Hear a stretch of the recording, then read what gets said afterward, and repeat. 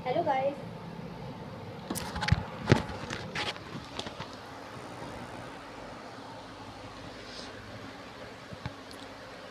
Hello guys, आप हैं fast study fact channel पे। आज का जो टॉपिक है वह है मौलिक अधिकार। जो मौलिक अधिकार है हमारी जो कॉन्स्टिट्यूशन है उसका अहम हिस्सा रखता है। जो शुरुआत में मौलिक अधिकार थे वह 7 थे। मौलिक अधिकार की संख्या जो है कितनी थी? 7 थी।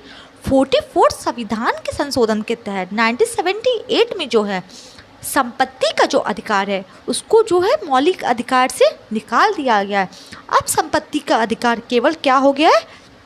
एक विधिक अधिकार हो गया है और संपत्ति के अधिकार को 301 में जो है डाल दिया गया है। अब आता है समानता का अधिकार, इक्वालिटी की। अनुच्छेद 14 से 18 तक समानता की बात की गई है। विधि के समझ समानता क्या कह रहा है अनुच्छेद 14? विधि के समझ समानता, चाहे कोई गरीब हो, अमीर हो या नीचे तबके का है, ऊंचे तबके का है, चाहे कोई भी सदस्य हो, इंडिया का कोई भी सदस्य, सबको विधि के समझ समानता, कानून के समझ इक्वालिटी की बात की गई है, समानता की बात की गई है। और अब अनुच्छेद 15 जो है धर्म के आधार पे, वंश के आधार पे, जाति के आधार पे कोई भेदभाव नहीं किया जाएगा।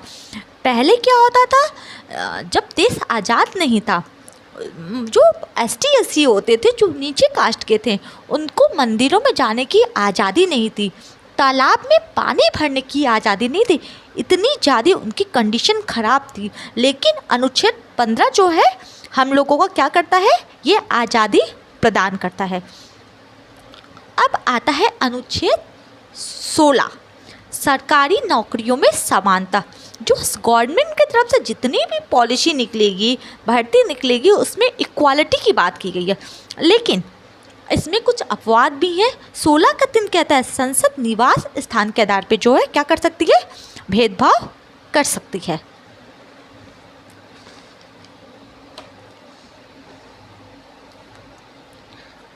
अब क्या बात की गई है? अनुच्छेद 17 में क्या बात की गई है? अस्पृश्यता का अंत, यानी कि छुआछूत जो पहले बहुत ज़्यादा थी उसका अंत करने की बात की गई है अनुच्छेद 17 के तहत। अनुच्छेद 18 कहता है कोई भी व्यक्ति, भारत का कोई भी व्यक्ति जो है वह कोई भी सेना या एजुकेशन को छोड़ के कोई भी उपाधि जो है ग्रहण नहीं करेगा और कोई विदेशी शासक से कोई भी पद जो है ग्रहण नहीं कर सकता है। ये 18 जो है अनुच्छेद पाबंदी लगाती है इस चीज़ पे। अब आता है स्वतंत्रता का अधिकार। ये सबसे इम्पोर्टेंट जो है रोल प्ले करता है और 19 से लेकर 22 तक इंडियन कॉन्स्टिट्यूशन में स्वतंत्रता के अधिकार जो है प्रदान की गई है। अब अनुच्छेद 19 का क्या कहता है? भारत में सभी व्यक्ति को वाक और अभिव्यक्ति का अधिकार है। वाक अभिव्यक्ति का में बोलने की आज़ादी, फ्रीडम ऑफ स्पीच, अपनी बात रखने की आज़ादी, इसमें प्रेस की स्वतंत्रता का अधिकार है, राष्ट्रीय ध्वज फहराने का अधिकार है। पहले सभी व्यक्ति को राष्ट्रीय ध्वज फहराने का अधिकार नहीं हुआ करता था, केवल जो हमारे नेता हुआ करते थे उनको केवल अधिकार था। इसमें सूचना का अधिकार शामिल है जो 2005 में आता है, राइट टू द इंफॉर्मेशन, जानने का अधिकार। अब इसमें अपवाद क्या है? एकता अखंडता के आधार पे जो है इस पे जो है युक्त प्रतिबंध लगाया जा सकता है। अब अनुच्छेद 19 का ख क्या कहता है? शांतिपूर्ण बिना शस्त्र के सम्मेलन करने का अधिकार। भारत का कोई भी व्यक्ति ना सरकार के जो गलत नीतियों के खिलाफ कोई भी विद्रोह कर सकता है, विद्रोह नहीं कह सकते, शांतिपूर्ण सभा कर सकता है। जस्ट लाइक अन्ना हजारे का हम आंदोलन जो है कह सकते हैं, जो विदाउट हिंसा हो, हिंसा जो है नहीं।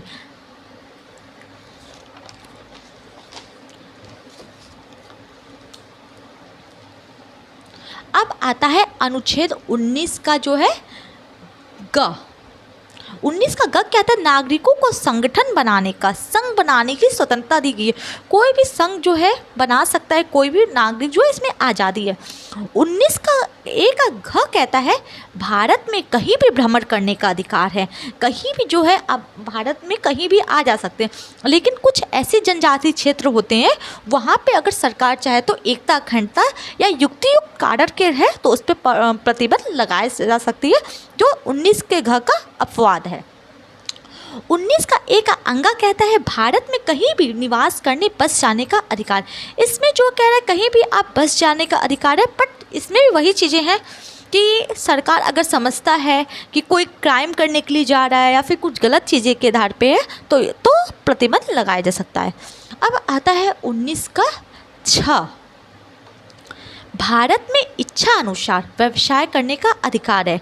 इच्छा अनुसार कोई भी इंसान, मनुष्य कोई भी अगर चाहे तो कोई भी व्यवसाय कर सकता है, लेकिन अगर कोई कुछ ऐसे परमाणु हथियार बना रहे हैं जो भारत की संप्रभुता पे खतरा है तो इस आधार पे केंद्र सरकार या फिर राज्य सरकार के द्वारा जो है आवश्यक प्रतिबंध लगाया जा सकता है।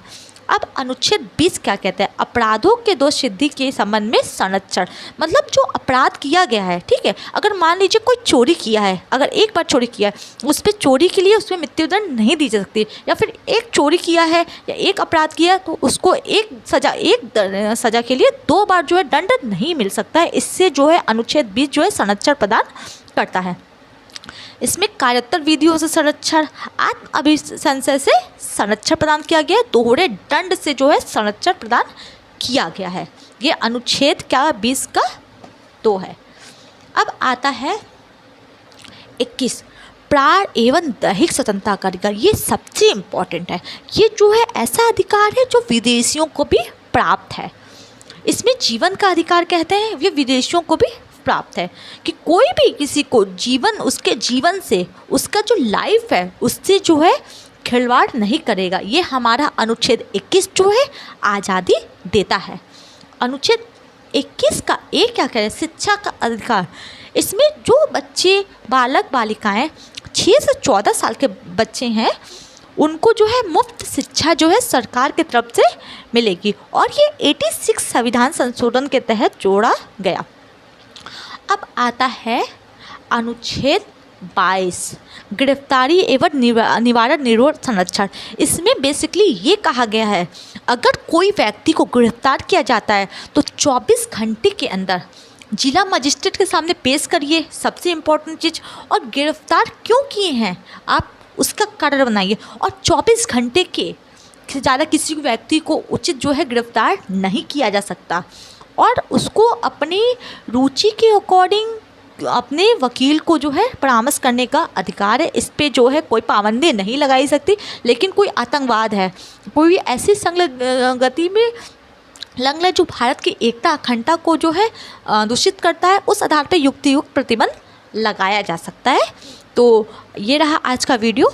अगर आपको अच्छा लगा तो लाइक कीजिएगा और चैनल को सब्सक्राइब जरूर कीजिएगा। आई होप अब नेक्स्ट वीडियो इसके आगे का कॉन्स्टिट्यूशन का वीडियो रहेगा। Thank you.